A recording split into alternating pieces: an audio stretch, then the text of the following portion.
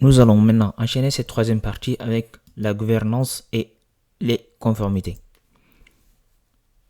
Donc on va commencer par ce qu'on appelle modèle de gouvernance décentralisé.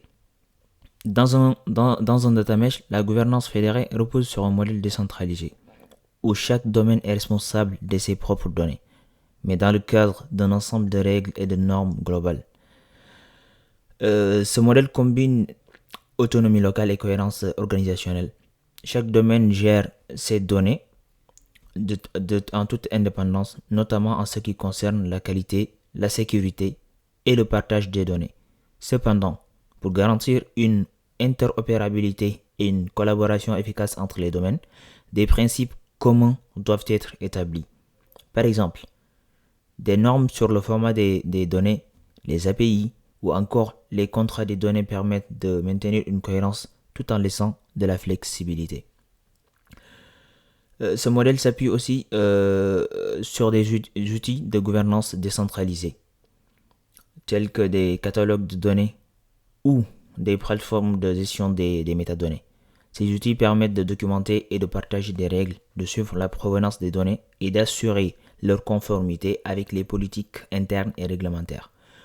Cela offre à l'organisation une vision globale sur ces données tout en respectant la responsabilité de chaque domaine. Et enfin, nous avons aussi un modèle qui favorise la collaboration entre les équipes, donc via des comités de gouvernance. Ces comités regroupent des représentants des différents domaines pour discuter des standards, résoudre les conflits éventuels et veiller à l'application des bonnes pratiques. La gouvernance fédérée offre le meilleur des deux mondes. Elle combine la flexibilité et la rapidité des décisions locales avec la rigueur et la cohérence des règles globales. Cependant, la mise en œuvre de ce modèle nécessite des outils adaptés et une culture organisationnelle forte pour assurer une coordination efficace entre les domaines. Et ensuite, nous avons ce qu'on appelle le rôle et les responsabilités dans une gouvernance fédérée. La gouvernance fédérée au cœur d'une architecture de data mesh repose sur une répartition claire des rôles et responsabilités. Ce modèle garantit que chaque domaine peut gérer ses propres données tout en respectant des normes et des politiques globales. Voici les principaux rôles impliqués dans une gouvernance fédérée. Le responsable des données de domaine. Ce rôle implique que chaque domaine dispose d'un ou plusieurs responsables de données. Leur rôle est de gérer l'ensemble du cycle de vie de produits de données, depuis leur création jusqu'à leur partage. Ils doivent garantir la qualité, la sécurité et la conformité des données produites. Ils assurent également que les données respectent les standards globaux, facilitant ainsi leur consommation par d'autres domaines. Ensuite, nous avons ce qu'on appelle équipe centrale de gouvernance des données. Cette équipe joue un rôle de facilitateur et de coordinateur. Il définit les politiques globales, telles que les normes de sécurité, de confidentialité et d'interopérabilité. Elle fournit également des outils nécessaires comme des catalogues de données ou des frameworks de gouvernance pour aider des domaines à respecter ces politiques. Ensuite, nous avons ce qu'on appelle les comités de gouvernance. Les comités de gouvernance, eux, réunissent des représentants des différents domaines. Leur mission est de discuter des standards, de résoudre les conflits éventuels et d'ajuster les politiques en fonction des besoins évolutifs de l'organisation. Ils assurent que les décisions prises respectent à la fois les priorités globales et locales. Et enfin, nous avons ce qu'on appelle les consommateurs de données. Les consommateurs de données, quant à eux, qu'ils soient internes ou externes, jouent un rôle important dans le retour d'informations. Ils doivent signaler les problèmes de qualité ou d'accès et collaborer avec les responsables de domaine pour améliorer leurs produits de données. Leur feedback, leur retour permet d'optimiser les politiques et les processus en continu. Une gouvernance fédérée efficace. Ce qu'on peut dire sur cette partie, c'est qu'une gouvernance fédérée efficace repose sur une collaboration étroite entre les différents rôles. Cette structure garantit que les domaines peuvent innover rapidement tout en maintenant une cohérence et une interopérabilité dans l'ensemble de l'organisation.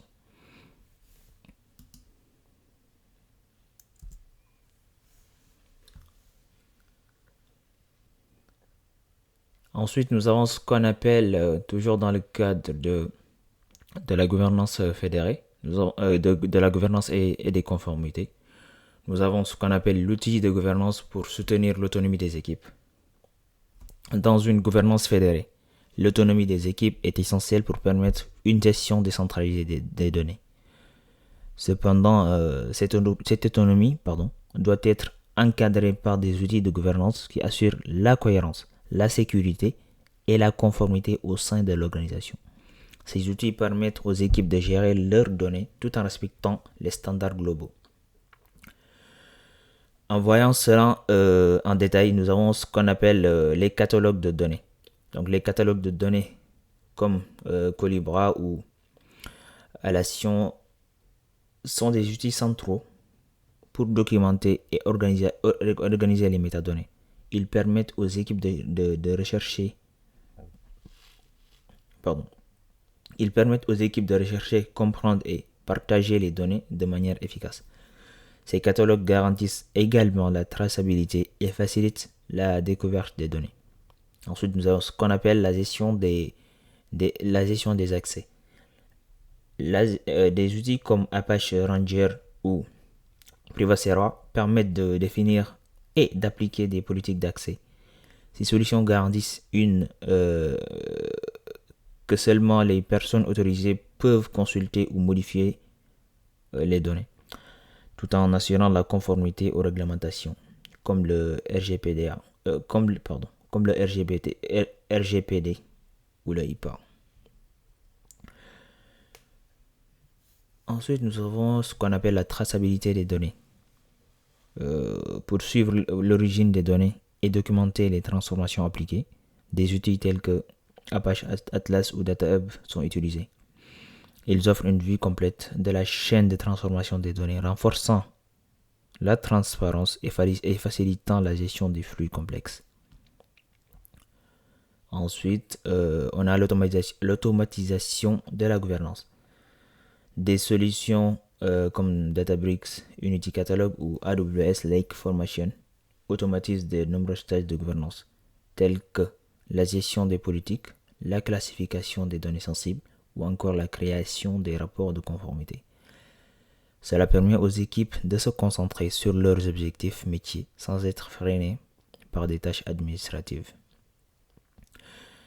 Ce qu'on peut retenir sur cette partie, c'est que les outils de gouvernance jouent un rôle clé dans une gouvernance fédérée, en assurant un cadre structuré tout en permettant l'autonomie des équipes. Le choix des outils doit être adapté aux besoins spécifiques de chaque organisation, tout en garantissant la sécurité, la traçabilité et la conformité des données. Pour poursuivre toujours dans le cadre de la gouvernance fédérée ou de la gouvernance et des conformités, nous avons ce qu'on appelle aussi les politiques de sécurité des données. Dans une architecture toujours data mesh, les politiques de sécurité des données sont indispensables pour garantir la protection et les informations. La protection des informations sensibles et assurer la conformité aux réglementations. Ces politiques définissent des règles claires sur l'accès, la gestion et l'utilisation des données, tout en maintenant un équilibre entre sécurité et accessibilité pour les équipes. Pour mener à bien cette politique-là, c'est-à-dire cette politique de sécurité des données, des points doivent être respectés. Nous avons d'abord ce qu'on appelle le contrôle des accès. Le contrôle des accès et gestion des permissions. Donc, ceci Ceci permet de dire que la sécurité des données commence par un contrôle strict des accès. Des outils comme Apache Rangers ou Privacera permettent de définir des politiques d'accès basées sur les rôles, assurant que seuls les utilisateurs autorisés peuvent consulter ou modifier des données spécifiques. Cela garantit la protection contre tout accès non autorisé.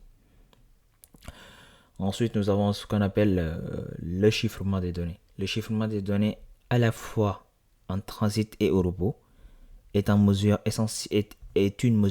essentielle pour protéger les informations sensibles contre les violations. Des solutions comme AWS Key Management Service, KMS, permettent de sécuriser les clés de chiffrement et assurer que les données restent protégées, même en cas de compromission. On va y arriver. Et nous avons aussi un point essentiel qui est l'audit et la traçabilité. Les audits réguliers sont essentiels pour garantir que les politiques de sécurité soient respectées. Des outils comme Splunk ou LKStack, Elasticsearch, Logstash, Kibana permettent de surveiller et de tracer toutes les activités liées aux données, en identifiant rapidement toute tentative d'accès non autorisé ou des comportements suspects. Et enfin, nous avons ce qu'on appelle la gestion des données sensibles. Il est crucial d'identifier et de classer des données sensibles, comme les données personnelles ou financières. Des outils comme BigID ou Veronis permettent de détecter ces données et de s'assurer qu'elles soient traitées conformément aux réglementations comme le RGPD ou le HIPAA. Donc les politiques de sécurité des données ne doivent pas être rigides, mais adaptées aux besoins de l'organisation. Pourquoi ? Parce qu'il doit être flexible aux évolutions futures, donc aux évolutions réglementaires. Elles doivent être soutenues par des outils performants et une surveillance proactive pour garantir une protection continue tout en permettant une exploitation fluide des données par les équipes.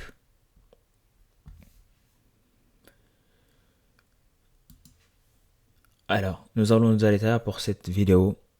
Nous allons voir la suite avec une autre vidéo.